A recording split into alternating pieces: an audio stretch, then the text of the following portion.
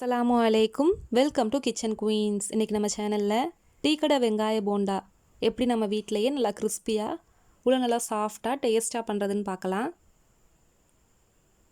வெங்காய போண்டா பண்ணுறதுக்கு நான் இன்றைக்கி 4 பெரிய வெங்காயம் எடுத்திருக்கேன். அதை நீல வாகில் நறுக்கி எடுத்துக்கலாம்.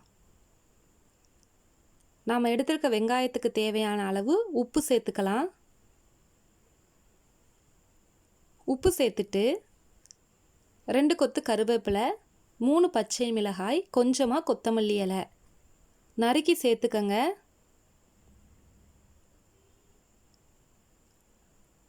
கொத்தமல்லி, பச்சை மிளகாய், கருவேப்பிலை சேர்த்தாச்சு. இப்போ 1/4 டீஸ்பூன் பெருங்காயத்தூள் சேர்த்துருக்கேன்.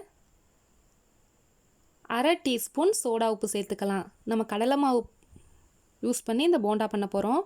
அதனால் கண்டிப்பாக சோடா உப்பு சேர்க்கணும். அப்போ தான் நல்லா சாஃப்டாக இருக்கும்.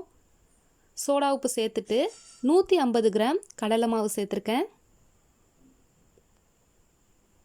2 டேபிள் ஸ்பூன் அரிசி மாவு சேர்த்துக்கலாம். சேர்த்துட்டு நல்லா இந்த மாதிரி கலந்துக்கங்க. வெங்காயத்தை இந்த மாதிரி தனித்தனியாக உதிரியாக ஆக்கிற அளவுக்கு கலந்து விட்டுக்கணும். நம்ம சேர்த்துருக்க உப்பு, பெருங்காயத்தூள்லாம் நல்லா கலந்த பிறகு இந்த மாதிரி வெங்காயமும் உதிரியாக ஆனதும் தண்ணி தெளித்து மாவு பிசைஞ்சிக்கலாம்.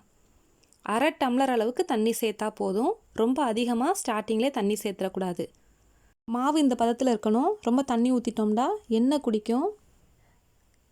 இப்போ நாம் எண்ணெயை நல்லா சூடு பண்ணிவிட்டு அடுப்பை மீடியம் ஃப்ளேமில் வச்சுக்கலாம். வச்சுட்டு நம்ம கைகளால் இந்த மாதிரி நமக்கு எந்த சைஸ் வேணுமோ அந்தளவுக்கு கிள்ளி போட்டுக்கோங்க.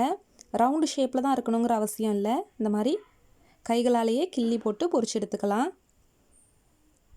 2 பக்கமும் நல்லா வெந்ததும் எண்ணெயோட சலசலப்பு அடங்கினதும் எண்ணெய் விட்டு வடித்து எடுத்துடலாம்.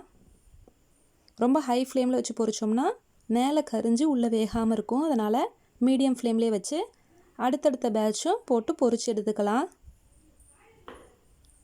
இப்போ நான் எல்லா மாவையும் போட்டு பொரிச்சு எடுத்துட்டேன். இப்போ நமக்கு சூப்பரான டீ கடை ஸ்டைலில் மொறுன்னு வெங்காய போண்டா தயாராகிருச்சு. நீங்களும் கண்டிப்பாக டீயோட இந்த போண்டா செஞ்சு சர்வ் பண்ணுங்கள். ரொம்ப டேஸ்ட்டாக இருக்கும். இந்த ரெசிபி உங்களுக்கு பிடிச்சிருந்துச்சுன்னா லைக் பண்ணி, ஷேர் பண்ணி, கமெண்ட் பண்ணுங்கள். நம்ம சேனலை இதுவரை சப்ஸ்கிரைப் பண்ணாதவங்க சப்ஸ்கிரைப் பண்ணிக்கோங்க.